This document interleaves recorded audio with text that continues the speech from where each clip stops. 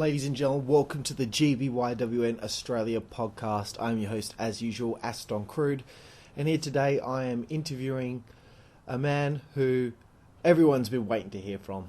I mean, let's face it, this guy is without a doubt the biggest superstar that has ever come across in backyard wrestling history.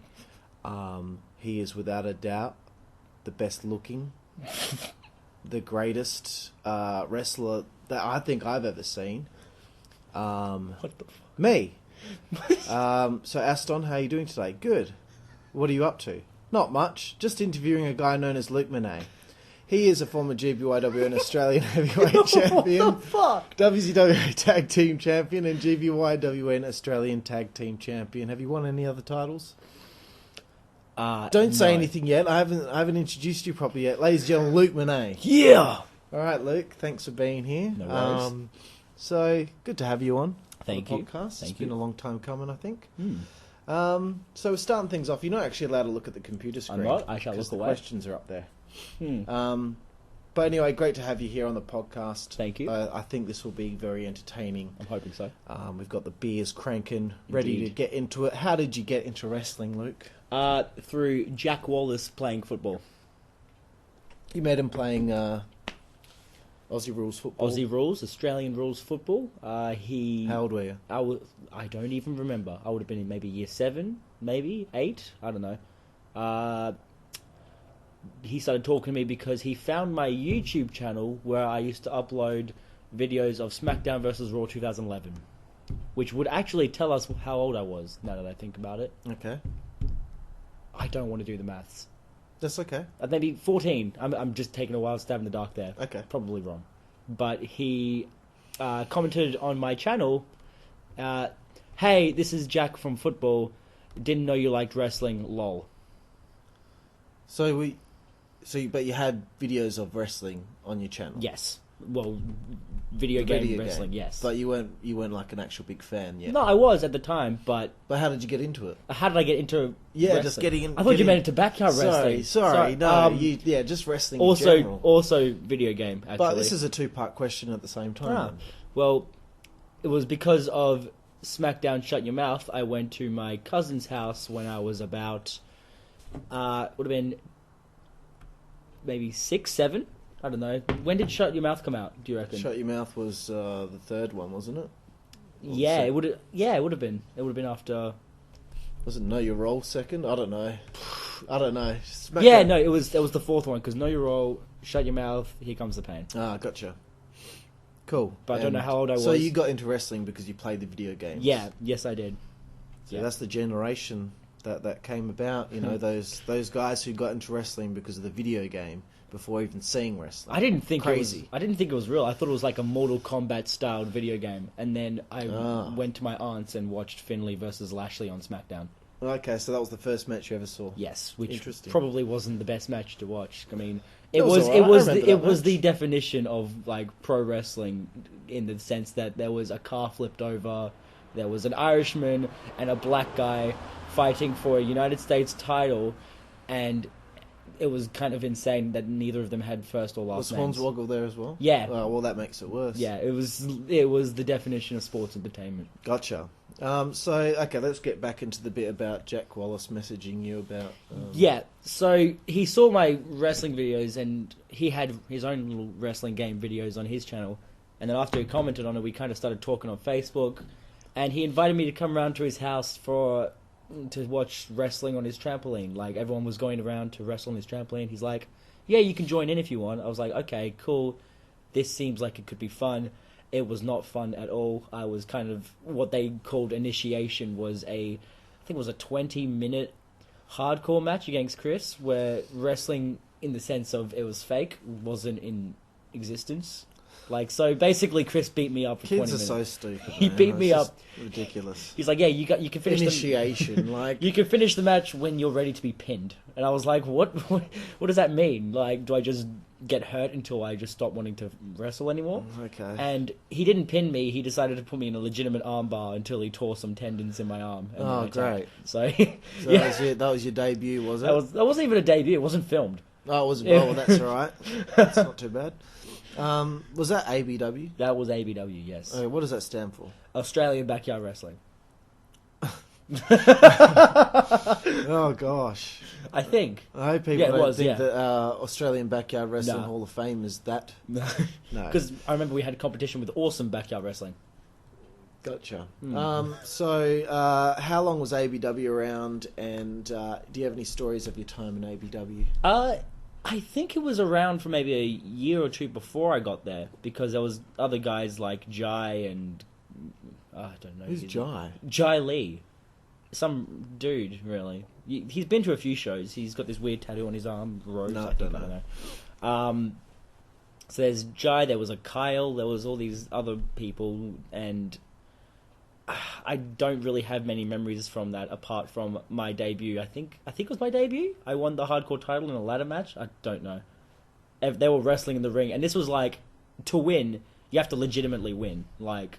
Oh yeah, no, I know things like that. Yeah, Yeah. from back when you first start backyard wrestling, It was there's like no legitimate. one. There's no one really in charge. It's just a legitimate like, competition. yeah, you wrestle until someone's too tired, and then I remember. I remember the finish was Chris hit a backbreaker in the trampoline ring thing on Jack, and as he's doing this, I'm already halfway up the ladder, like sprinting up the ladder, and I just grab it instantly. That's the finish of the match. No psychology to it. I'm not climbing up slowly because I'm selling. I climbed up and grabbed the title, and they're still in the ring. Chris looks at me like, "What the fuck's just happened?" And I just start celebrating and throwing the title. and you've around. got the championship. Yeah. So you were the ABW hardcore champion. Yes, not a title I like to bring up a lot, but I don't brag about that. Okay. So why did ABW end? I don't remember. It probably would have had to do with Chris wanting to be in charge or Jack wanting to be in charge, but then that later came into EBW. It may have been just because. What were you called, Nero? When are we talking? ABW. ABW? No, Luke Monet. Okay. It was Luke Monet, Jack Wallace, Chris Parker. No names. Okay. So yeah, why? What do you think it was just because of Chris and Jack having? No, actually, that having was a blue? No, that was EBW. ABW. I think we just wanted it rebranding as well as. So maybe after ABW was over, EBW wasn't too far behind. Nah, it was pretty much instant. Okay, so EBW, Elite Backyard Wrestling, Yes, on the trampoline. as elite as it gets. So this is all trampoline wrestling. Yes. Hey, look, nothing wrong with it.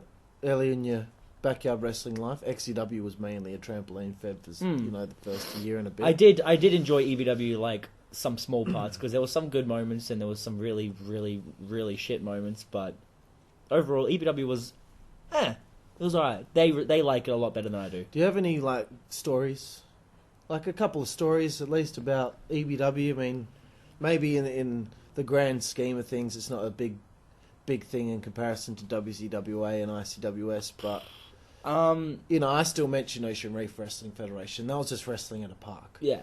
So there's got to be at least a few things that are a bit noteworthy from your memories there. I remember the most noteworthy thing was, I don't know if it was Chris at this time that was, I would say, in charge, but I do that with the hyphens, or if it was Jack. But the idea was to put the main strap on Phenomenal Jim. Phenomenal Jim, for those playing at home, is actually like basically the Eugene of EBW. So he's the Phenomenal Jim is just Jack. It was Jack literally known as Fire? At that time he was known as Dusk. Dusk. So basically, he's Dusk, but he wears a beanie. Yeah, but no, I can't bag him for that because I was reggae and I had a beanie on. Oh god, I had no plans to talk about reggae throughout this whole fucking podcast. I had three characters. I had three characters in like this one small part, and two of them showed my face. You know what?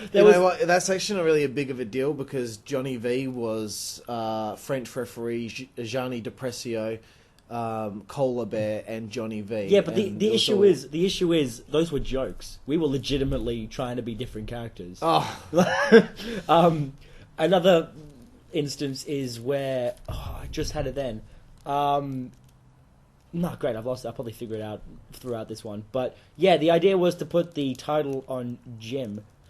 And no, sorry, I remembered it. It was we were doing a recap, almost like an episode, basically, of EBW, and I'm pretty sure I was Dynamo, who had a sock on his head for most of the career in EBW, and then got unmasked by, I don't know if it was a Cursorus, which was Jack's masked character, Oh god. or I don't know who, maybe it was Phenomenal Jim, I don't know. But then I got unmasked and I started wearing the sock as like a bandana. And so I was like, okay, this is my first match unmasked. Cool. So I had the bandana on, I had this new gear and stuff. And the episode showed me as Nero. Okay. So basically, straight up just showed that they're the exact same person. And yeah. Okay. So that made total sense. But yeah, back to Phenomenal Jim being the champion. I was, God knows why, the champion. Because I didn't do anything noteworthy. I just won the title. I just had the title on me. And then they're like, okay, we're going to get you to drop it to Phenomenal Jim. So you're EBW champion? EBW champion. Oh, okay. I didn't even know that. Yeah, I would have been. Yeah, EBW champion. And so Jack's like, yeah, we'll just put the strap on Phenomenal Jim, will be fine. Or if maybe it was Chris that said that. I was like, why? Phenomenal Jim is retarded. Like, his gimmick is retarded. Why? How is he beating me? And he's like, yeah, no, it's fine. Because then we're going to put you and Phenomenal Jim as like a tag team, alliance thing. Why? Like, and... This is early teenagers booking. Yeah. And I think, if I remember correctly, Phenomenal Jim may have been the last EBW champion. I think. I think he was. Yeah, I think he was. That's the legacy of EBW. Gotcha. So... Was it strange wrestling in EBW? There's no referee. Most of your footage is being cut up just for a music video, as opposed to just actually having full matches. And the music was changed, like the tone of it, so we wouldn't get sued for copyright. Yes. So, was that just weird? Like looking back, do you just think that's a bit weird? No referee. I mean, at the time, it made sense for the cameraman to yell out the call, or half the time we would make the call ourselves. So we'd be in the pinfall. We'll do a fucking fast count, then. No, at this stage we booked who would win, or maybe we booked that mid match. But like we'd hit a move, and then as we go for the pin, we'd actually hit the trampoline ourselves. But we wouldn't do any fast counts. We'd do like the legitimate time, and they'd kick out or whatever. Gotcha. But yeah, the cameraman would always yell out 1, 2, 3 if it got to the 3 count. And looking back on that now, it's fucking ridiculous. That's fucking horrible. It's disgusting. So, okay, you were ABW, then you rebranded it as EBW, and then you rebranded it again as WZWA. Well, what is the difference? That's mostly my fault. At that time, we had... This is when the booking issues came in for Jack and Chris. They're like, I want to be in charge. No, I want to be in charge. Chris was in charge this time. And it would have been around the time that this... You know, do you remember when Triple H was in charge of Raw when Vince got taken out by the board of directors? Yeah. Like 2011 or something, right? Yeah. And everyone came out and voted no confidence? Mm-hmm. Yeah, no, we had a legitimate vote of no confidence, 2-1 majority rules. And it was ridiculous. And we went with the storyline like WWE, but this was like a real life thing. So Jack goes, I shouldn't be in charge because I've been in charge before, and it hasn't made sense. Chris has just been voting no confidence. Let's put all this power to Luke, and he can book the shows. And I did not book one show, and it went to shit because I was in charge. Gotcha. So, okay, why is it now being rebranded as WZWA? Who's in charge? Whose idea is it? Basically, I know it's Chris's idea for the name. Yeah, Chris and Jack mended fences. They're like, okay, we should probably try to do something cool. Jacob had just come into the picture now, so we've got a 4th guy, hence the WZWA originals. So we're all like, okay, let's do WZWA. Let's actually make this good. We'll see if we can get maybe more people, whatever. And it was basically it looked like it was going to be EBW or ABW version 3, really. Yeah. And there was nothing really new to it. Chris came up with this awesome name, Warzone Wrestling Alliance, not knowing that Warzone Wrestling was a thing in Melbourne, but Alliance makes us all right. At this point, until we met the ICWS guys, there was nothing really different about WZWA compared to EBW and ABW. It was just another trampoline fed that we rebranded. Gotcha. So how big of a hand did you have in the early WZWA? Probably very little, to be honest. I mean, because people always, back in the day they said Jack's the founder. Yeah, Jack was. was. But then, about a year and a half later, people would then say, well, no, actually, it was kind of Chris and Jack who were the founders. Yeah, well, Jack was the founder. Like, that was always the constant thing. Yeah, Jack founded the thing because it's at his house, obviously. Chris kind of, at the time, when he was like, yeah, no, I'm a founder as well, he kind of pushed his way into calling himself a founder, but when you look back on it, he kind of was another constant in there. He was always trying to push for Jack to bring it back and all that stuff. So if Chris hadn't pushed, we wouldn't have it. So I guess you could call them co-founders. And, like, people have said that I'm a founder. I'm like, no, at this time, I was barely doing anything. I was just another guy. Okay, so you're kind of like an Antilochus. Basically, yeah. So I guess the early incarnation of WZWA is a mess. Is Acid, Prides, Brian Lowe, Tim Justice, and you four. Yes. So how do these other four guys get into this? Was Prides was in EBW, wasn't he? I don't know if he was in. Oh yeah, he was. Yeah, he was in EBW as a tag team with Hypes, which was Chris with a Chris's mask. mask character. They both had weird gold shiny mask things, and there were skulls. It was weird, and yeah, so they were in there. And Prides was there. He was masked and he was unmasked. I don't know, but he was there for a little bit. There's no footage of Prides without a mask on. I'm sure you probably wrestled a match with that one on, but I think there is. I think there is footage somewhere of Prides without a mask. I don't remember where though. There's a picture of him cupping Rex Rega's balls. Yeah, that's right. At some point. But anyway, let's get away from that. WCW Hard Time 1, the first ever show. Goody. I kind of want to delve into this early WZWA stuff because I don't think anyone really out there, since I've been doing the podcast, really knows about the early WZWA stuff. So I really want to get into the nitty gritty of it all. How was that first show? You got Cage set up and yeah, it was our Cage show, Hard Time, because we had been playing a game called Hard Time. So we basically ripped off a video game, funnily enough, and it was a jail game. So sell, cool. At the time, we thought it was such a good show. We had a pre-show for some reason, and we had a main show, and it was... Was that just a fun day?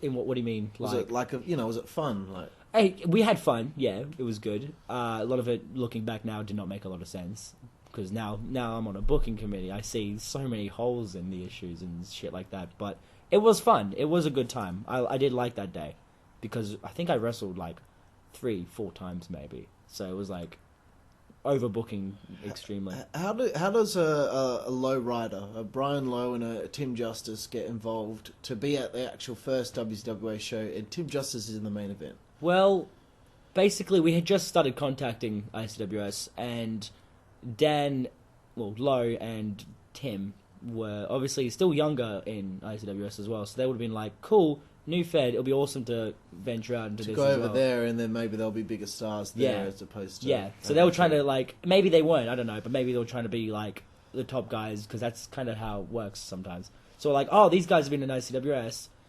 they must be higher talents than us, we should book them really well. So we had Lowe taking on Chris, and I don't know who... He was in a tag match as well as something else, I don't know, and then Tim was in the main event. And so originally they had this ICWS invasion gimmick thing that didn't last or whatever, and so there was a little bit of a slight. I wouldn't call it anything big. We can't really do an ICWS invasion without actually getting the okay from Chris Zeppelin. I mean, you can't just go. We just kind of said ICWS superstars, and then that was kind of. I hate that all you got on YouTube is just a music video. Yeah, I kind of wish that it was a bit more of a. You could see a full match and see whatever the story... even if the story was shit, it would have been nice to see it. But yeah, any other comments on that? Well, there's not really much to comment on with that one. I mean, I was a tag team with Antilochus with that in that event, not pay-per-view.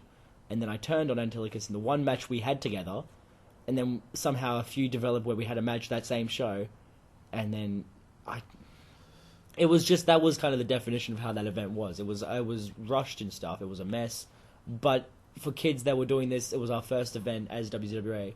It was really fun, and like we were enjoying ourselves. We had a cage, so that was like a new thing. Like Lo and Chris broke through the cage. That was like an awesome.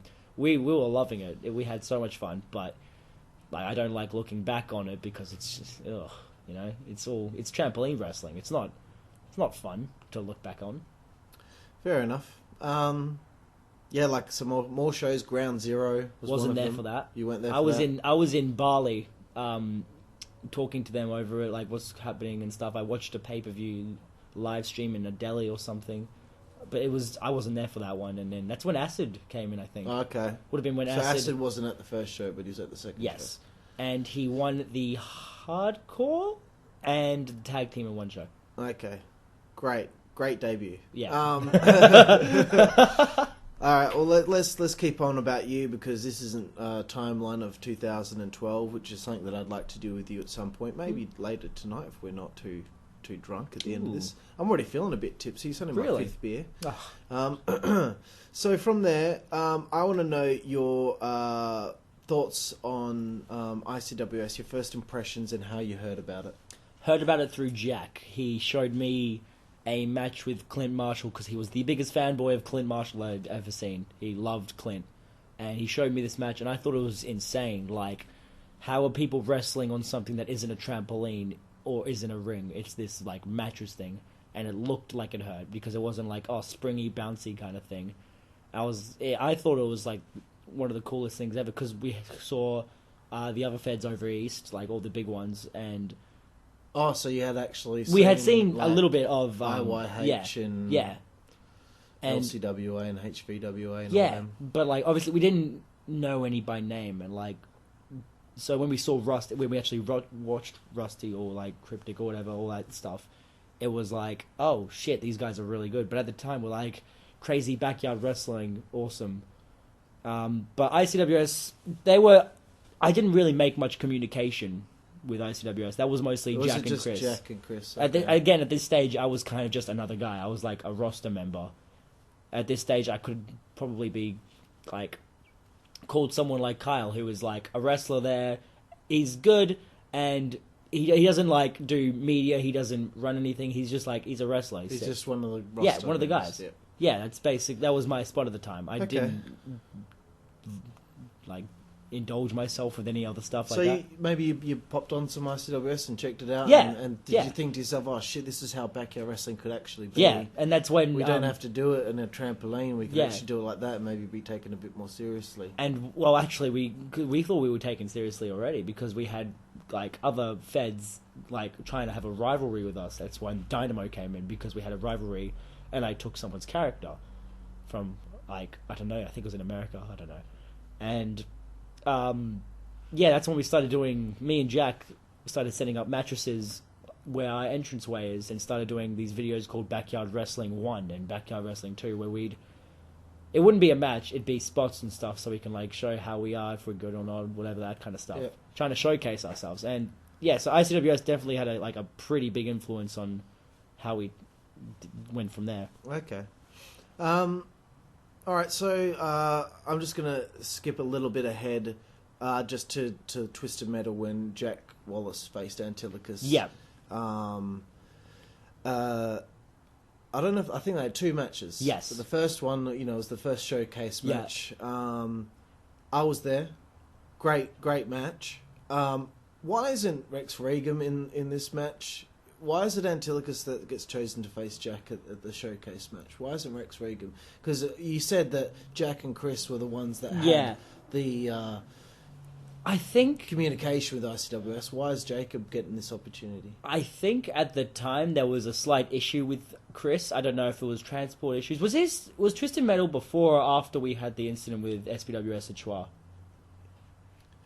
Probably before. Before? Probably before. I can't remember. But I don't... Ice mentions it in his podcast, if you want to check it out on YouTube. Interview with Dark Ice. But little plug there, yeah. If it was after, maybe that could have been a reason because maybe Chris was Because a bit they worried. intimidated you guys. Yeah. Oh god, we were Schwein we were shitting ourselves. I've never been more scared in my life. Staring at you with a cold, hard stare, just with a smirk.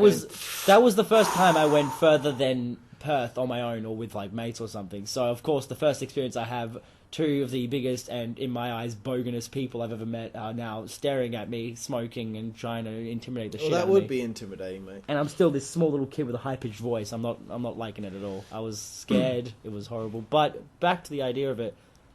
Whose idea is it to? I mean, we're not talking about you right now. We should, but I just want to get your thoughts because you came out with Jack, didn't you? I was Jack's manager, and I had these weird little fan signs that said like 5, and then I don't know what the other sign was, but it was I'm gay. I gave people signs that said I'm gay. Okay. So that obviously good heat and stuff, right? Made sense. Yeah, that's great. And I don't know why Chris, I don't know if it was transport or whatever, but Chris wasn't there, and Jacob was really keen to do it because he's like, yeah, we'll go to another place, whatever.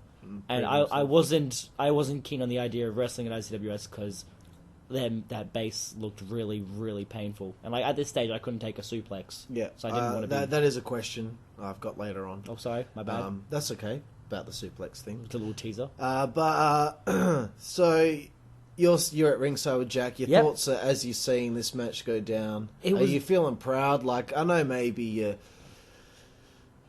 deep down you are proud of your early backyard wrestling stuff with these boys in the early WZWA and EBW and all that, and we're proud to see your mate Jack and your mate Jacob go out there and wrestle in front of these guys who are, considerably on a higher level.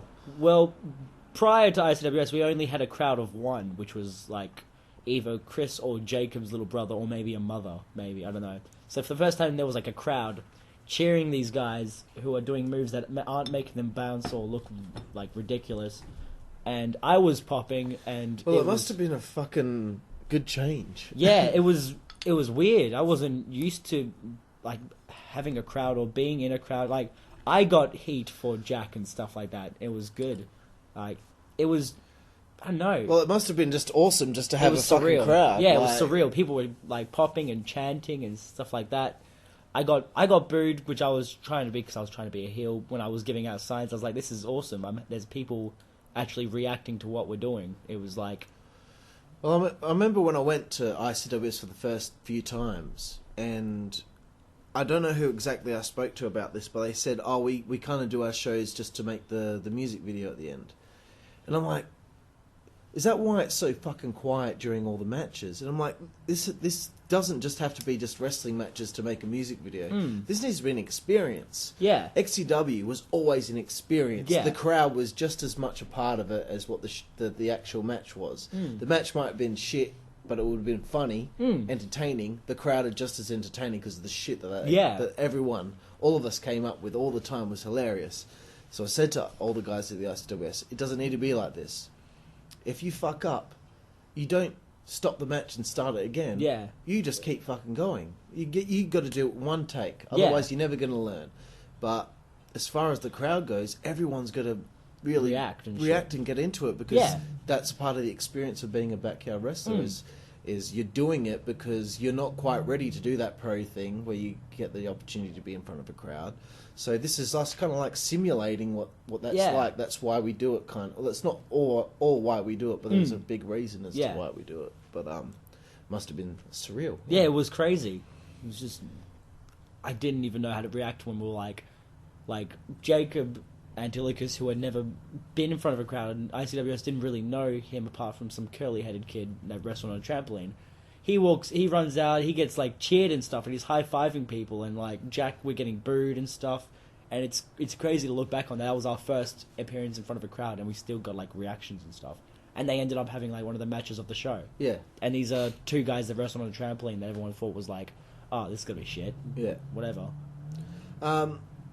So after this, actually, this isn't even in my notes, but a little bit of heat between WZWA and Knuckles. I want to know your thoughts on the situation with Nemanja kind of fucking ragging on you guys a little bit. I think he was just doing it just to be funny. He wasn't doing it to be mean. Looking at it, he was doing it to be funny. He didn't rag on anyone except for Jacob. And that's why Jacob does not like Knuckles. It's unfortunate because like, we looked at it back on it and we're like, oh, that was fucking horrible of him. But he just basically just goes, yeah, I don't like that curly-headed kid. He just looks weird. And I was, it's obviously not serious, but like knowing Knuckles now, knowing Nem, he's just he's kind of like the Hydro, of ICWS. He just trolls and he's just a bit of a cock, but yeah, and like we love him for it. Yeah, but Jacob apparently didn't get that reference immediately. He didn't like Knuckles as soon as he saw that, because we looked back on the thread when we joined it and we're like, we searched up WZWA to see what they thought of us. And there was like comments about trampoliners, that's gonna be bad.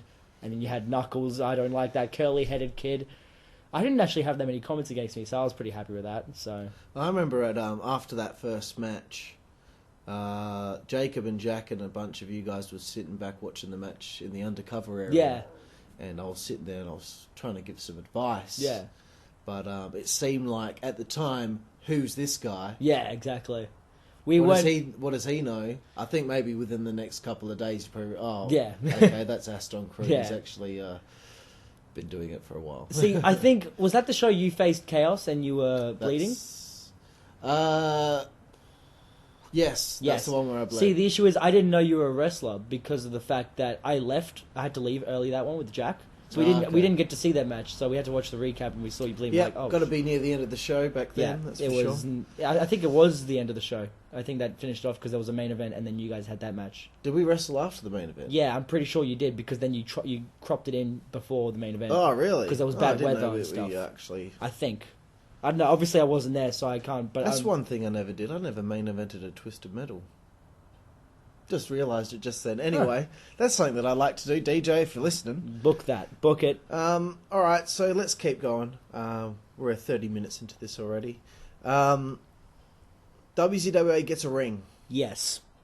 When did you first hear about this shit? Did you believe Jack when he first said it? Did you really believe it was going to happen? Well, Jack told me he had a ring when he pitched the whole ABW thing. I was like, oh, sweet, they've got a ring. So we're going back fucking 2 years at this point. So they obviously the trampoline with ropes, and then he's like, this time he goes, we're getting a ring built. It's gonna be awesome. I'm like, really? That's sick and stuff. But in the back of my mind, I'm like, there's no way. Exactly no how I way. felt. I'm like, exactly how I felt, because in backyard wrestling, people say things that are going to happen and then they don't happen. I was like, there is no way that Noel is going to pay full price to get a ring built in his backyard. When at this stage, I didn't think he knew that we wrestled. Gotcha. I thought he just built the ropes and stuff so we could think that we are. Well, I'm just gonna say, what a dad. Yeah, insane. So you see. Did you go to the fucking place to see? Yeah, the ring? no, I helped paint the wood and stuff. I remember that ruined one of my shirts and one of my pants, and I was really upset about that because I got paint all over it. But yeah, I helped with the. So you actually had a hand in kind of. Yeah, I was. It. We painted all the wood and stuff. We checked all the lengths and stuff. There's a photo of me standing on the metal apron, bare apron and stuff, which was awesome, and it was kind of crazy. We walked into the warehouse and we see this giant ring, it's massive, and we're like, okay, this is actually going to happen. We're actually going to have a ring, and because man, it was just crazy. There's no way. Yeah, exactly. And then when it happens, sorry to cut you off, but I want to get into this. Easy. When it happens, there's a ring now. Yeah. The shift of power in Western Australian backyard wrestling just completely changed. But the issue is I don't think people realise this. As soon as that picture of the ring went up, the balance of power completely changed. But now it's like, oh, they got a fucking ring now. Yeah. You guys are the trampoliners. ICWS is the big deal. Now you got a ring and it's just like, oh, fuck. Yeah. But the issue is, in our minds, we're like, if we were to kick off, we need ICWS. So it's we've talked about it ages ago, obviously not on a podcast or anything, but if it wasn't for ICWS, WZWA wouldn't be around, and if it wasn't for WZWA, a lot of the ICWS guys also wouldn't, they couldn't. They would have been done already. Yeah, exactly. So it's if it wasn't for both the feds, this wouldn't be happening right now. And it's almost like a hand-in-hand kind of thing. Yeah. All right. So from there, so you've got the ring. Yes. We're moving forward. we're getting towards Frostbite 2012. Yeah. The first show with the ring, but there's some fucking shit going down, man. Chris and Jack are not getting along. Yeah. Chris is getting kicked out by Jack. You know, there's some big issues going on. Some weird booking, all that kind of stuff. What is going on with them two behind the scenes? They just, at this stage, they always, like, clashed. It seemed like they always at each other's throats. Yeah. And, like, later on, I'll talk about it later, but it ended up being me and Chris sometimes clashing and stuff. But at the time, it was Jack and Chris constantly clashing, like, difference of opinions of how things should be run, all that kind of stuff. And in the end of the day, like, it was Jack's house. It should have always been down to Jack. But Chris had other ideas, and sometimes his ideas were good. Like, he had some pretty good ideas sometimes. But, like, they just... At the time, they were both as stubborn as each other when it came to it.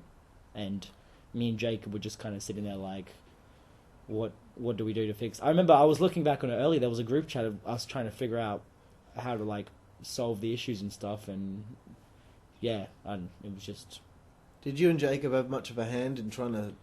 We tried, but Jacob was still new to, like, the Fed almost, so he was still kind of shy about the whole thing. I was still a shy kid, so I didn't want to get involved in a mess, and they started getting like, pretty heated. And then Tim and Lo, who were still in it, were, like, trying to cool them down and stuff, but, you know, they just clashed. It was over little things as well, so... Okay. Alright, so let's get to nearly at Frostbite. I don't even know how this happened. It just feels like so long ago, but all of a sudden now I'm in charge. It's mental, isn't it? Suddenly, here I am. You got all this shit going down, the ring and all that. I'm kind of an outsider. I'm just a guy on the ICWS roster at this point. You like the whole outsider thing, don't you? XCW's gone. You know, I was just a guy on the roster for ICWS. Mm. Suddenly I just have a chat with Jack and I'm just like, hey man, look. I'm older. Hey man, let me just push myself with the power here. I'm older. I've done it for 10 years. If you guys don't want to have these arguments, then why don't you just let me be in charge? I don't even know how I asked it. Hulk Hogan and TNA. Nah. yeah, maybe that, but with a different result. Yeah. Didn't end up killing the Fed. Yeah. But yeah. I don't know how, but all of a sudden Jack was like, yep, okay. So when you heard the announcement, Chris and Jack are no longer in power. This dude that we don't even know is. How does that make you feel? Well, at the time, I wasn't very focused on it because I was on holiday. But we're getting to Frostbite. Yeah, no. You wrestle at Frostbite. Yeah, but I was still on holiday because there was that huge break in between where we're still trying to figure out how to fix the ring and all this stuff. It was like a long build up. But I remember getting back, and then that's when I was like, okay, I should probably figure out what's happening here. Message you, I'm just like, so what's happening? Because I was like, the idea of a booker was still kind of confusing to me because I was like, you didn't quite understand. I didn't understand because it's Jack's house. Shouldn't he be in charge? There's some guy coming in and organizing it, but Jack's still kind of in charge, and then you're in charge. It was all messy, and then at first it was kind of like a dual exactly. partnership, but as time went on, I would tell Jack my ideas, and then the next thing I knew, someone else knew. Yeah. And then I was like, well, I don't want things that I'm coming up with being spoiled. Yeah. Plus, I also like the fact that I come up with something and Jack gets surprised by something happening. So I'm like, well, I'm not. I started taking away the amount that I was telling him and letting him know. Yeah. So that wasn't his fault. But that was you trying to. He's a teenager, so he's obviously probably going to tell you. Yeah, me and him used to talk about a lot of things about like booking and stuff like that.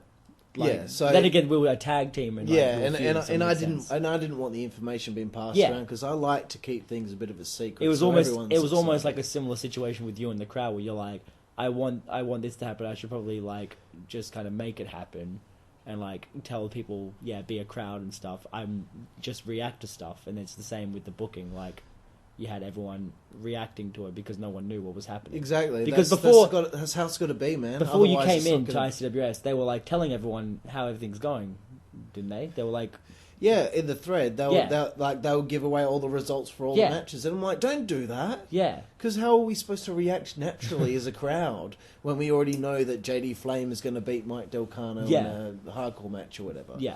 Like, we don't need to know. Yeah. Just keep the results with the people in the match. Mm. Keep us out of it, because when we're not out there performing, we're also performing as a crowd member. And the best way to get that crowd member to react correctly, because look, this is backyard wrestling. We don't have a proper crowd. Yeah. The crowd is the guys who aren't wrestling at the time. Mm. So that's what you got to do. You got to make it so that everyone who isn't involved in the current match that's on doesn't know what's happening, so they react naturally, Yeah. as opposed to just faking it. Yeah, exactly. And so, you know, I was like, okay, I should probably talk to him, see what's happening, how everything's gonna go. You were like making these announcements in our thread and stuff, and I was like, okay, well, I'm still like on holiday and stuff. I should probably ask him while I've got Wi-Fi. So I was like, what's these announcements, blah blah blah. And you tell me all these announcements, and I'm immediately like, oh, cool, something's actually happening. Like it's organized and stuff. And like, even though you've said in the past that like I wasn't sure about you as a booker, or if everyone wasn't sure as a booker. I just distinctly remember you saying to me once on Facebook, "I'm sorry, but I wasn't with you at the beginning, and you were a part of the whole." I was not a part of that. But I remember you saying to me on Facebook that you were a part of that whole thing where it was trying to overthrow me as booker. Nah, that was not me. I can say without a shadow of a doubt, I was not involved in that. I was told about it. All right, look, I'll take your word for it, because you're with me right now, and you look at me in the eye and you tell me. So. Yeah, But maybe I'm getting you mixed up with someone else, because it's a long time ago now. but I think maybe I said, like, I'm sorry, I wasn't sure about you. That probably would have been the idea of the whole Booker and Jack actually being at his house thing. That could have been that. Probably, yeah. But yeah, it was just a bit of a weird thing, having someone run it that doesn't own the place, and yeah. Yeah. Okay, well, fair enough. Yeah. All right, let's get out of that. Frostbite 2012, let's get to it. The first match in the ring that you've got officially, Dynamo Antilochus Regan elimination 3-way dance for the Backyard Championship. Yeah. Semi-main event. I came up with the idea of the Backyard title, just sitting at home. Yeah. And I was thinking, what can I do with a title that makes it different? And that's what I came up with.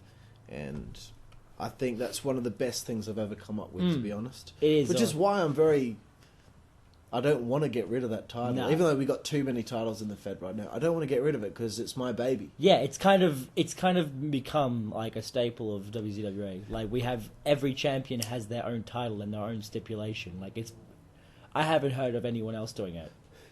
Either not in pro or anything. Yeah, exactly. So that's what I think makes the Backyard title so important. Yeah, because like it's almost like the Intercontinental with WWE. Like, it's been there for so long, and it's like got such a big history and like meaning to it. Like, the United States came in from WCW, didn't it? It was like kind of that extra thing, and then they got added to SmackDown, whatever. It was like it's another secondary title, but it's not. It's not like the Intercontinental. Like the Intercontinental, the two titles in WWE are the WWE title and the Intercontinental. Yeah, like the other ones are WCW basic rip-offs, really. Yeah. So like. The WZWA Heavyweight and the Backyard are the two titles. Yeah. Like for WZWA. For WZWA, that is the two most important titles. We got this GBYWN which is insane, but we'll probably talk about that later. We'll talk about that later. All right, so the three-way dance, the first Frostbite that we've got. Thoughts on that match and the pressure maybe you're under to get over this new championship and this new division? Well, at the time, this was during the whole... I don't know if you remember this, but the Dynamo botch thing. Do you remember that at all? No. The running joke was that I was the Sin Cara of WZWA, in the sense that I was just constantly fucking up moves and all that stuff. So I had a lot of pressure, and like there's a bunch of ICWS guys watching me wrestle for the first time, because I've never wrestled before in like an ICWS or whatever. I have gear now, so they're like, oh shit, okay, this guy's never wrestled in front of us, but he's got gear and all this crap.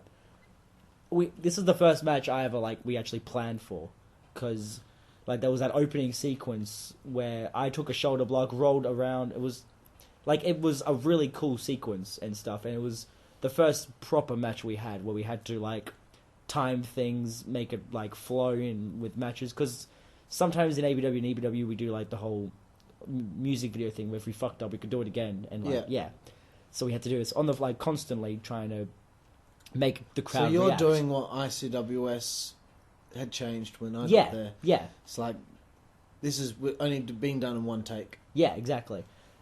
Issue was my booking, like the way I was meant to be portrayed was tweener/heel, and I came out as the ultimate babyface.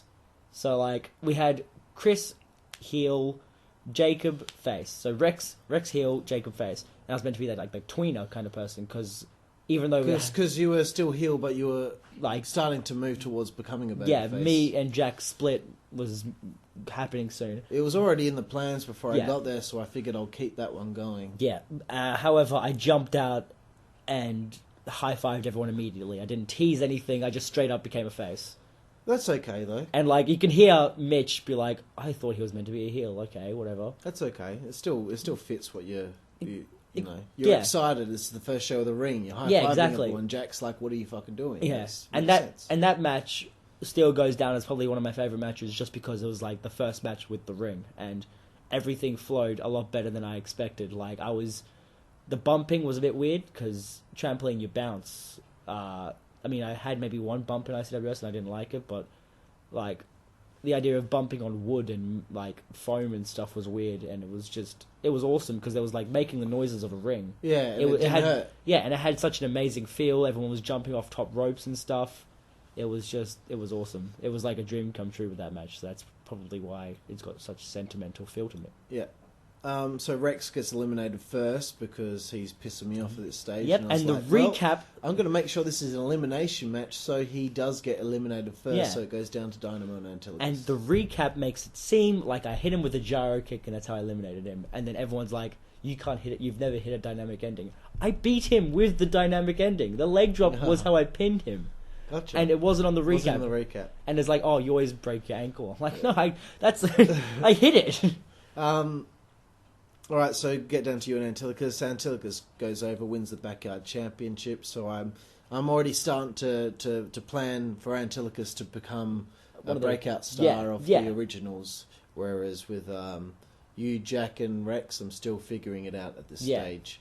Knowing that I'm doing this thing with you and Jack eventually, but let's get to Road to Ruin, the following show. We're 47 minutes into this podcast already, so Shit. I think once we get to Resolution 1, we'll have a break. Yep.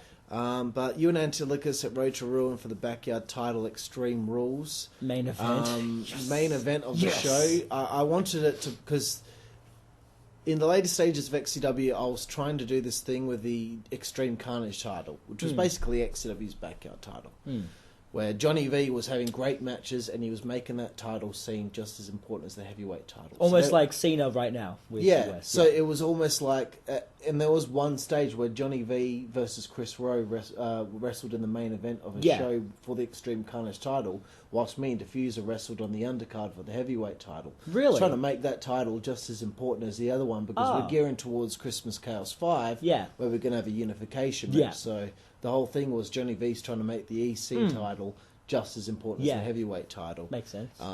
So that's kind of where I was headed with the backyard title, was to make that a title that is just as important as the heavyweight title, but where then, it could main event a show. Yeah, but then again, you had that logic where if the heavyweight title or anything like the titles weren't on the line, like then a title match should finish off the show. Like, we've had the WZWA champion not wrestle in a title match and then had like the world hardcore title or the backyard title main event. Which was good, because it was like, that's the big Jack was fight. against Mykonos on that day in a champion versus champion match. I was like, the backyard championship should main event this show. Yeah, and it was like, that was an awesome moment, because I was like main eventing, and me and Jacob both thought we could have like a good match with each other. Yeah. Yeah. So let's talk about this match and the pressure of main eventing the second show in the ring. I'm going to take a piss over there. Fair enough. But just tell us your memories of the match and how you felt it all went. Well, me and Jacob, when we were told we were main eventing this match, we were like, oh shit, we're like, there's a lot of pressure on us to put on the best show because we're in the main event. That's what the main event is. It's meant to be the main show. like the big one. And as we're planning and stuff, there's more and more pressure because you've got a champion versus champion match. You've got like all these other like big matches, and we're like, yeah, well, Chaos versus Regan that was booked, but obviously didn't happen. But that you can check that out on Ice's podcast as well. Oh, sorry, I mean Ice versus Regan. Yeah, but that wasn't booked though. But yeah, there was all these like matches where people have proved that they could put on such high quality matches, and we're two guys that wrestle on a trampoline. There's still the trampoline mentality, and like we had to put on this huge big match and it was the big turn between. Well, it was I wouldn't say the big turn, but it was like a pretty big moment in me and Jack's storyline where he actually attacked me, and like there was like all this storyline stuff happening, and we had to put on this big match, and I wasn't at the time. I still didn't like wrestling hardcore, and we still had to do the whole street fight style thing, and there was a lot of pressure. And in my opinion, I think we did deliver because we kind of showed that we can put on a good match regardless of the fact that we wrestled on the trampoline. Yeah, he did the whole big clothesline from the entranceway, and yeah, that was all great. Yeah, I liked the match, but there was still a lot of pressure. Like I had to ask Chaos and Ice because I was starting to get more comfortable with them, even though they still scared the shit out of me. I was like, we had a sign and we had a thumbtack spread across them. Yeah, and I was like, is this going to be a bump that is going to hurt a lot, or is this going to be a comfortable bump where I'll be fine? And they're like, you'll find out when you bump. And I was like, fuck. Okay, cool. And it didn't. Not a single thumbtack went in me. So sorry about that, guys. But it was a good bump. And the finish was good. I got a pop, all that stuff. It was like two faces going at it. We got cheers, all that stuff. So it was, yeah. The one thing I was annoyed about, because I actually had left before the main event because I had some problems with my depression well, in the current months. That's why I didn't even show up to Frostbite. Yeah. But I'd had some problems and I kept getting bad anxiety, so I had to leave the show early.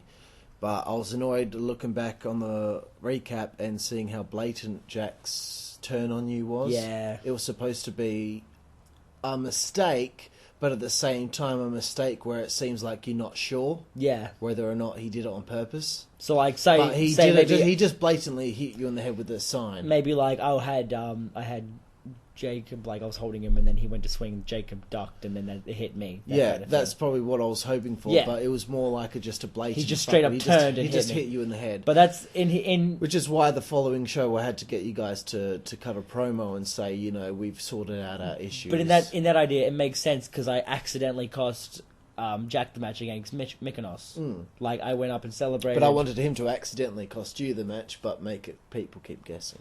I feel like maybe we fucked up the order of that, and maybe like I wasn't meant to cost him the match, but he accidentally cost me. I don't know how that's. I don't even remember how you told us to book that. Or okay, that's all right. So I want to talk about this whole thing with the not taking the suplexes. What's going on at this stage in your WZWA career where you're still not feeling confident about taking certain things? Well, I'm a smaller guy and stuff, and I'm the whole idea of being agile, but I didn't like doing flips. Like I can't stand at the time I couldn't stand the idea of doing a flip, and that meant I couldn't take suplexes because you've got to jump and basically do a flip, or not even a flip, a roll basically. I just wasn't comfortable with it because I had a feeling that maybe I would get dropped on my head, break my neck, boom, that's it. I'll tell you what, I was similar. I didn't take a suplex until late 2002. Really? I didn't know. Shit. And then when I took a suplex, everyone went, "Oh my god, he took a suplex." Taser took a suplex. I can't believe it. There's like an EBW intro where you see me trying to take a suplex, and I just go to the side, and it's dreadful. Like it's like a half side flip thing. It's a mess. And then once you take the first one, it's back to normal. As soon as I took the first suplex, I was comfortable with taking a lot of things. But my first suplex was against Alex. I had to take a suplex because one of his signatures was the Three Amigos. Yeah. Like I had to take a suplex. And suplex is just so easy now that when you think about it. And like the ICWS guys didn't get it. The WZWA guys popped as soon as I took a suplex because they're like, he's never taken a suplex before. Like he's just flipped and landed. And it wasn't like a roll, like a snap suplex. It was me being stalled up for a little bit and then like landing on my back. I will say the first time you take a suplex, it's scary. Yeah, but 'cause after you're upside that, down. it's just like it's just Another thing. yeah. All right, so I want to get your feelings on ICWS guys coming into WZWA and possibly, the thought process that might have come into play of taking a back seat to ICWS guys coming in. All of a sudden, the four originals, Tim Justice and Brian, well, Tim's not there anymore. Yeah. But, the originals are now taking a back seat to ICWS guys. I remember because me and Jacob were cool with it because of the fact that, like, we loved the idea of, like, almost like a merger. It was, like, almost like an invasion. Not an invasion in the sense of, but it was storyline. pretty much a merger, yeah. And I loved the idea of more guys wrestling, like, as an actual card. Chris wasn't happy about it because Chris always wanted to be the top dog. Jack was obviously not happy with the idea of having... Well, at the start he wasn't happy with it, but then he started getting more and more pressure, so losing the title, he ended up liking that idea. And me and him were always like, it would be awesome to be in the mid-card, because the mid-card, like, in WWE and stuff, people loved the mid-card just as much as they loved... Like, yeah. So I was keen on the idea. Jacob was fine with it because he ended up being pushed. Because he was just... He knew... Maybe I don't think he told us at the time that he was being pushed, but he was like, yeah, no, I'm cool with taking a backseat. Yeah, well, knowing that he was going to be fucking... You should have seen his win-loss record just before Resolution 1. He hadn't, like, lost a match at I all. did. I remember because I compared it to mine where I didn't win one. Yeah, sorry about that. It's okay, I beat Jack, it's fine, it's cool. Alright, so... following this, we get to, I think it's... Is this a tag match? The tag match, Hardcore Hell, first ever night show. Yeah. You and Jack Wallace, big pressure. Yes. Oh, man. You go from wrestling your boys, Rex and Jacob, and now you're in one of the top matches at Hardcore Hell, a night show. Yeah. Facing Rockstar Alex Stone and me. Yeah. So... thoughts going into that? I mean, that's pretty high pressure for two young guys who have only just really... Yeah, when we saw... Because we always used to make the events where we had the match card, and then that was basically the first time we used to find out who we were facing at that stage. And it was like, oh shit, we're facing EA. Like, crap. This is a big thing. And, like, we were nervous to start off the day because we had the Access All Areas, where you guys came in and we interrupted you and stuff, and we were meant to cut a promo. It flopped. Yeah, it flopped. I didn't get a chance to talk because Jack wouldn't let me talk. I was like, oh. Like you can see, like Jack, when he's holding the microphone, he's like... shaking. His hands shaking a bit and he's just talking too quietly because it's not a real microphone. Yeah, at the stage, it's the old WWE like toy one where you press the button and Hulk Hogan would be like, oh, brother. RVD will be like, that's cool. Dude. That's cool. And then Cena's like, you can't see me. That kind of stuff. It was it was orange for some reason. Don't know why. But there was a lot of pressure. And after that flopped, because like you could tell it flopped. Like, you guys were like, ugh. We're in the ring just like, oh, God. Yeah, Jack was happy with how he went. I was like, I didn't get to talk. I walked out there and bobbed around a little bit, and then we walked backstage. You're supposed to be the loudmouth. Yeah, I asked for the microphone, and Jack's like, nah, I've got this. I got this one, which kind of, I guess, worked in a sense, but yeah, fair enough. But anyway, so we get to the tag match. So obviously, more nervous now. We fucked that one up. Time to save it with a wrestling match, and yeah, I liked it because I mean the crowd was kind of confused with the whole have to tag in or whatever. Like, you can run in, but we're gonna try to have this. No, because I knew that if we didn't just do a proper tag match, it would be a bit of a mess. Yeah. I didn't want that. And I knew it was Hardcore Hell and there's no rules, but I'm just like, you know what? Fuck it. Yeah. It doesn't matter. Yeah. Sometimes it's just backyard wrestling. Yeah, it doesn't suspend matter. your belief for a little bit. If we're a pro fed and we got paying customers, then I wouldn't do shit like that. But because it's backyard wrestling, sometimes I will use that as an excuse. Exactly. I don't like to use that very often, but I don't give a shit. Eli might be sitting there on the trampoline, you know, oh, that doesn't make sense. It's, you know, it's just no rules today. No, I don't care. Yeah, exactly. I want to have a proper tag match because I knew it will go down better. So, your thoughts on the match? I did like the match. There was a lot of cool moments and stuff, like Jack bouncing off the trampoline into the ring was awesome. That was a big thing. Yeah, that was awesome. And I got a pop, and there was a lot of good moments in that, and it was the first and only time at that stage where Jack and I could be a tag team. and like we tried to make it as cool as possible. We didn't do as many tag moves as we should have. So let me get this straight. Your last match as premium was your first match as premium. Yes, it was. So were you just basically an alliance? At that stage, yes. And it was cool wrestling you guys because you guys had movesets and stuff. Jack and I did DDTs and kicks at that stage. But are you feeling intimidated? Oh, you kinda yeah, like, no. Jesus Christ, like Aston's throwing a chair at me and now I've got to take a fucking spinning heel kick from the chair. That was kind of, I didn't take that well at all. You could see it, I just kind of hold it there and it kicks and then you kind of dive out the way. Yeah. That was still in the, like, uncomfortable stage where I wasn't sure. But still, I made you take a German suplex and everything, and I was like, dude, this dude's fun to wrestle. Yeah. Like, it was fun to wrestle you guys as well, because, like, you could tell, like, I kind of underestimated the fact that you and Alex had been wrestling for so... I mean, I knew you had been wrestling for so long at this point. I underestimated the length of how long Alex had wrestled and the fact that he knew what he was doing and stuff like that. But he'd only been wrestling a year. Yeah, but you wouldn't pick it though. No, because he's doing all these scoop slams and all these like moves and stuff. Yeah, and it was fucking good, man. It was fucking good. And then the turn came, and I don't know. I liked the match. I did like the match. There were some things I can critique myself on because obviously I was still rookie. Jack was rookie. There was like a few sloppy things, but as we said, it's like still this is our third event with the ring, so it's like it comes with the territory at that stage. But I did like the match; it was a good match. Okay, so moving on, we have Jack turn on you. Yep. Finally, so we moved to a hostile backyard showdown. Yes. I promise you all, we will skip ahead quicker with future stuff that we talk about, but I just want to get into the nitty gritty of the first few months of 2012 when we start WZWA. Hostile Backyard Showdown, we have a little bit of a segment where you ruin Alex Stone's birthday. Favorite segment I've been in. I love that one so much. I was so happy with how that came out. A little bit iffy about my promo Loudmouth work. versus Loudmouth. Because at the time I thought I was a loudmouth. I wasn't a loudmouth. Alex was the loudmouth. And I even... You heard it here first, folks. Alex, if you're listening, he just admitted you're the loudmouth. I concede, you win. I talked myself up so much. Oh, the Australian loudmouth Dynamo. No, that's Alex. Alex was a better promo cutter.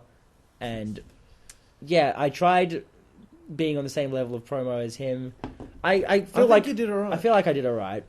And the idea of me actually being able to just gyro kick and ruin a birthday was so much fun. And then you sprinting into the ring as I just slide under the other rope. Yeah, it was great. I liked it.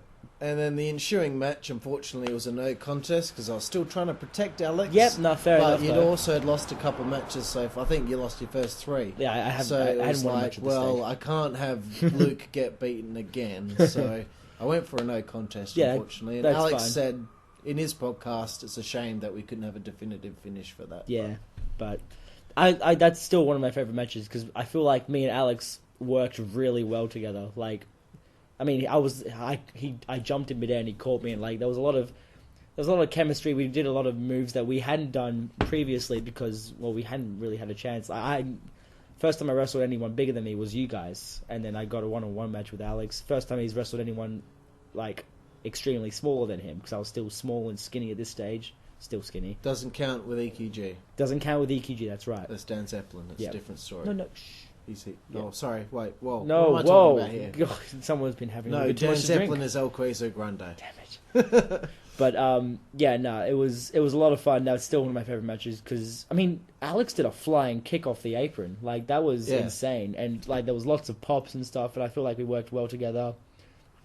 There was that wild brawl at the end, which ended up working. That wild brawl. Did you listen to Alex's podcast? Yeah, I did. That we were laughing so hard about how fucking ridiculous that ended. Because Jack comes out to attack you. He doesn't hit me. I'm wrestling Jack at the main event, so I attack him. But you and Alex are in the middle of a match, so you guys are fighting. And like the ref doesn't disqualify. It's like until you come out. everyone there hated you.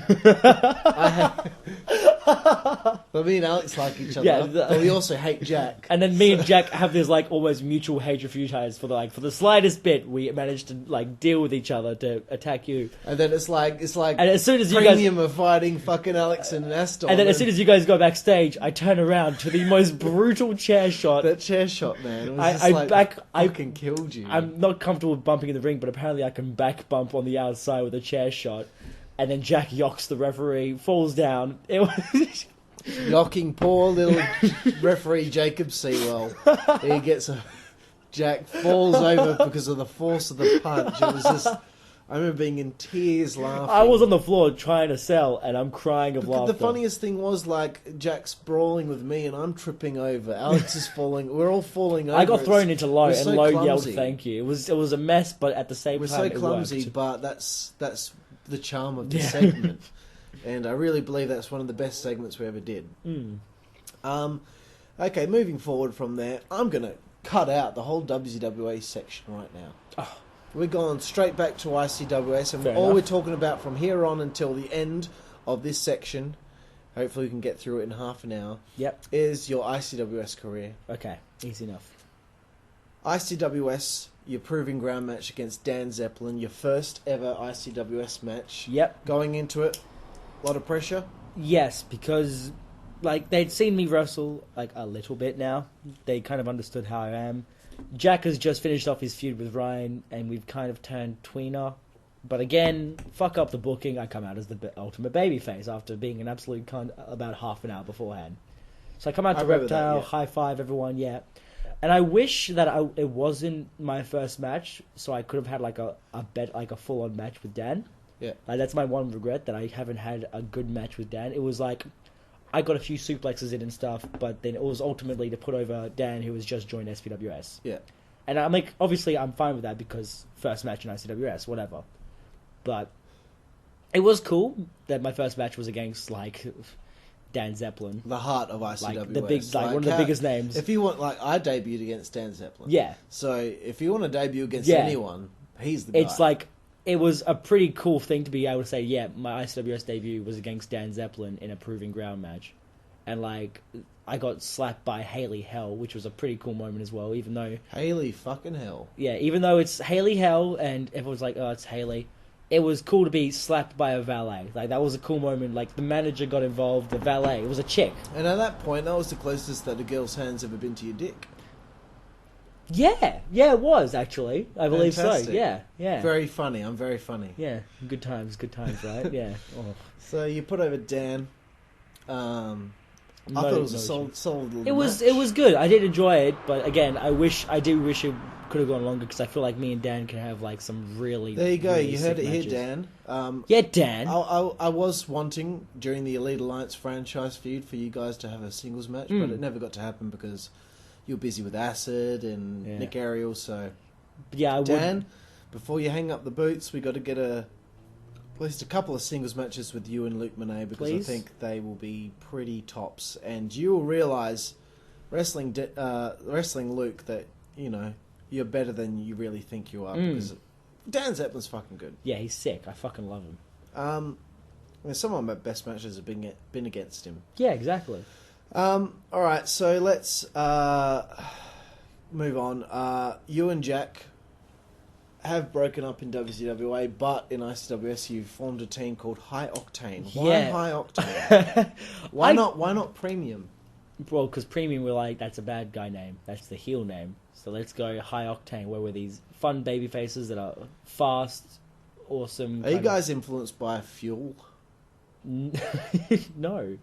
Octane? Yeah, not Premium? You'd think so, wouldn't you? Premium unleaded fuel? You would think Octane so. Fuel? But as far as I know, I don't think Jack's into cars, and neither am I. So it's like, it was coincidental, really. You got some shirts made.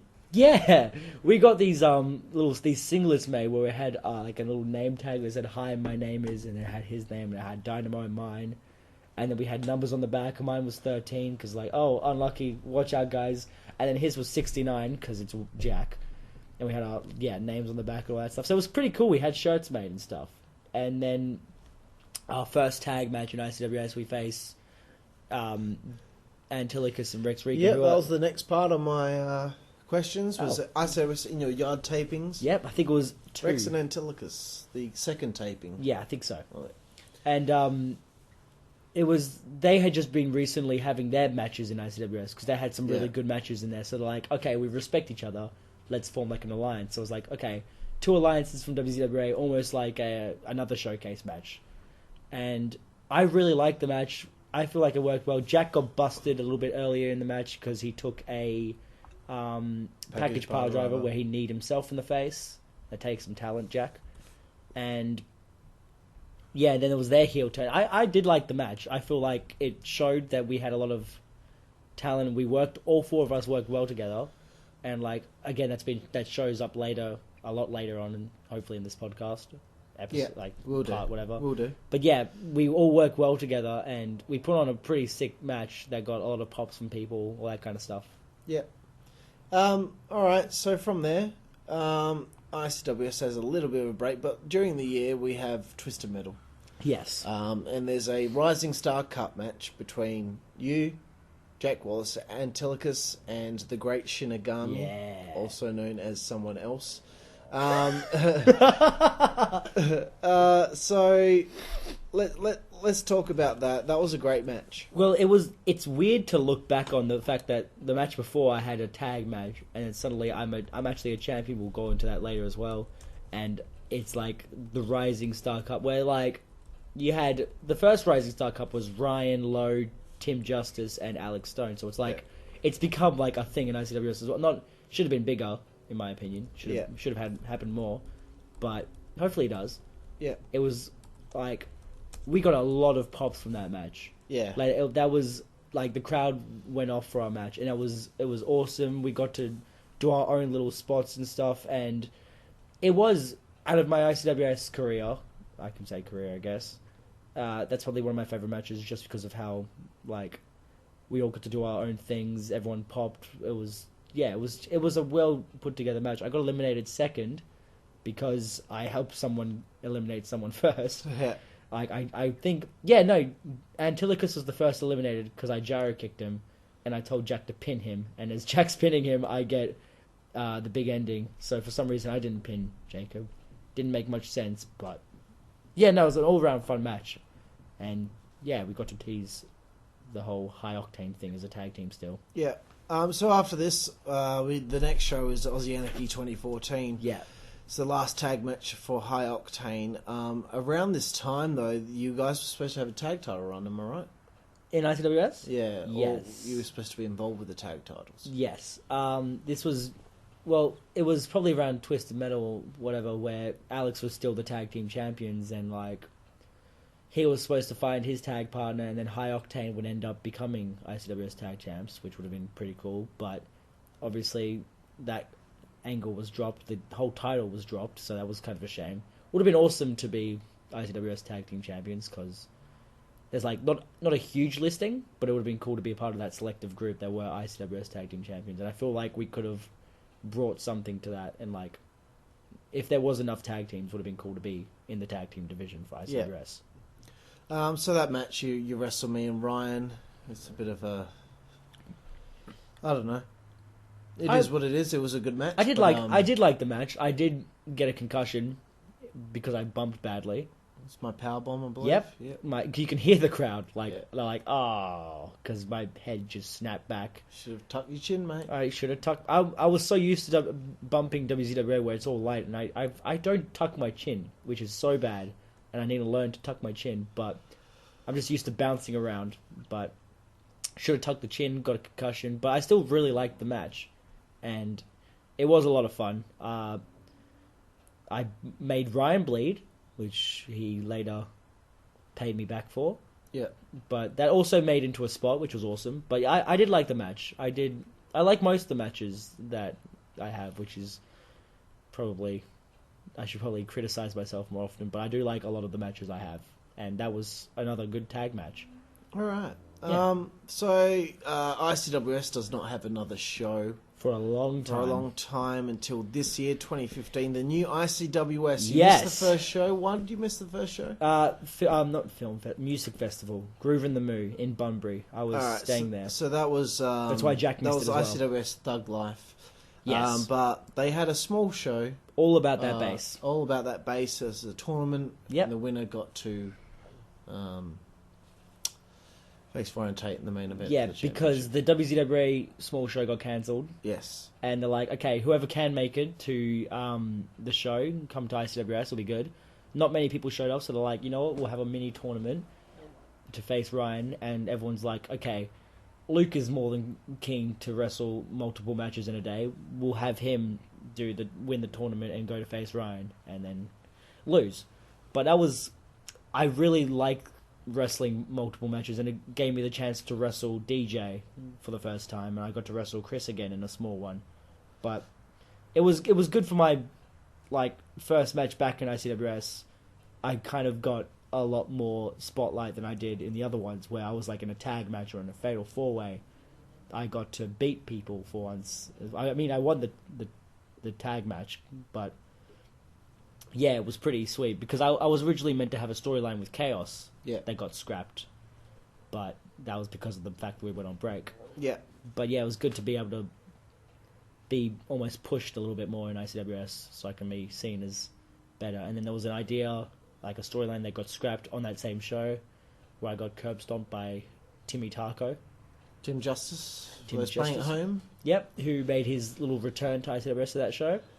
That's a shame. Yep, but Your thoughts on that? I didn't know it was happening. That I had just lost the match, and the referee Daniel Zeppelin walks up to me. Oh yeah, so Tim's gonna come in and curb stomp you. I was like, what? Okay, so I'm getting up, and Tim curb stomps me, and then curb stomps me again and again. And I was like, okay, so this is going to be a storyline now. Cool, I've got something to do in ICWS, because I haven't had anything to do in ICWS. You never wrestled Tim. Never wrestled Tim. This is, Shinigami. damn it. Sorry. Shit. Sorry. It's out there now. My bad. It's out there now. I think it's been out there for a few podcasts, but Yeah, it doesn't matter. It doesn't matter. I got to do some little things with him in the 4-way, but yeah, now I have a storyline that looks like it's going to be sick. I'm keen. And then the post was made on his wall, and he was like, "No, I don't want to do this anymore." So that got scrapped, unfortunately. All right, so the next show, you main event against Chaos for the ICWS Championship. Yes, I had been waiting for so long, 17 months. 17 months in the making after the challenge was set. You finally faced Chaos for the championship. Yep, I had a fringe when I challenged him, and then I was bold when I finally had the match. Yeah, so your thoughts on how that went down? And Well, again, not going to make too much of a comment on it, but we had a match in WZWA prior, which was fucks up the Backyard scheduling. TV Yep. before Resolution Yep. 2. Yep. And so I knew that we could put on a really good match. And in ICWS, he's now started to be built up as almost like a Brock Lesnar styled character. Like, the difference between WZWA Chaos and ICWS Chaos is WZWA Chaos was the fun-loving babyface that would still just destroy people. ICWS Chaos was this brutal, like, asshole character, the heavyweight champion, and I'm the smaller, fun-loving babyface that's like underdog. And so the original plan was for me to get literally destroyed, like die. I was meant to hit a gyro kick on him, he was meant to no-sell it and then kill me, like destroy me. But Chaos is like, no, we want to have a good wrestling match, so we're going to put on like an actual show. Is it weird, like, ICWS comes back and it's kind of like you're back to being 2012 Monet? A little bit. And you're like, you're the underdog and you're the... It was a bit weird because, like, throughout the shows at ICWS, I was... Like, half the shows I was also, like, a champion. I was, at one or two shows, the GBYWN Australian champion. Again, we'll dwell into that later.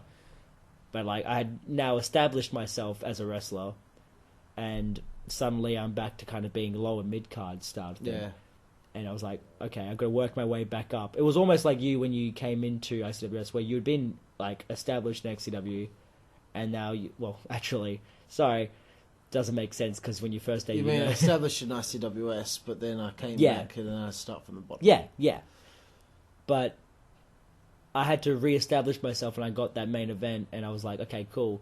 Time to show that I could mix it up in ICWS just as much as I can in WZWA. So it was a good experience because it was like back to basics almost.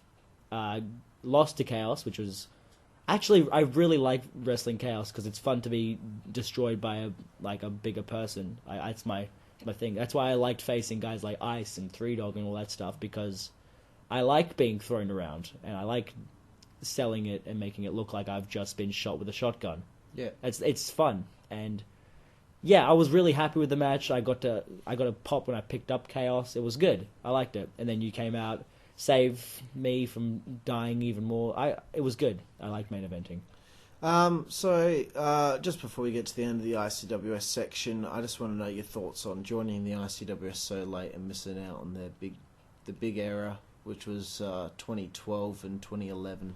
It is a bit hard when you watch back because there's a lot of awesome moments that happened in ICWS, and unfortunately I missed all of it because I joined Backyard Wrestling a lot later than everyone else did. But I'm glad that I got to wrestle at the Z Arena because that's before the rebranding and the rebirth of ICWS. I could say I was in both places. Yeah. But I do wish I came in earlier because it just seemed like a lot of fun back when it was so vibrant and constant, and it was Australian Backyard Wrestling at that time, and I missed that. But yeah, not much I can do now. Yeah, that's all right. So let's talk about how do you see the future of ICWS going and where Luke Monet is headed? Well, DJ is really happy with how ICWS is going, how he's taken over and how he's doing all this stuff, and it's good because he's bringing a new life to it. We'd been wanting ICWS to come back for so long now. We've been asking for it, and finally we've gotten something. And future for Luke Monet, luckily for us, he's brought out, what are they called? He's given us booking stuff. Dossiers, that's it. he's given us our dossiers. Never fucking heard that word before. Never. Life, you fucking dickhead. Never You're have I worked. Fucking dickhead. I've never heard the word dossier. But I got my dossier, and I know what's happening with mine, and I'm really excited for it, and I'm hoping everyone else is excited, because I get to wrestle a bunch of guys that I haven't wrestled before, and it's going to be fun.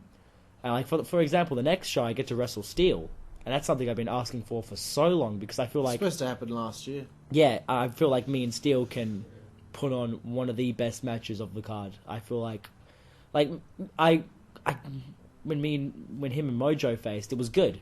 For what it was, a squash match, that was alright. It was good. And I feel like if we could have a serious, full-on match, we could do something pretty special, almost like him and Chris. Because that was a good match. And I get to mix it up with a bunch of people I haven't done before, and I get to kind of I get to mix it up all around the card and stuff. So I'm excited. The future for ICWS is looking good. For me as well, it's going to be good. Yep. I'm excited. Should be Excellent. good. Well, August 1st, 2015. Yep. ICWS Doors of Perception. Feel free to buy tickets at innercitywrestling@webs.com. And that comes to the end of part 1, Luke Monet. Hello. We talked a little bit about the start of WZWA, EBW, ABW, and ICWS. Yes. So thank you very much. Thank you. And we'll get with you for part 2 after a little break here. And I just want to thank everyone for listening to part 1 of my interview here with Luke Monet. Yeah. And we will be with you very shortly for part number 2, where we discuss the rest of his WZWA career, and probably part 3 will be its own part for the Q&A. Indeed. So thank you for listening. We'll see you next time.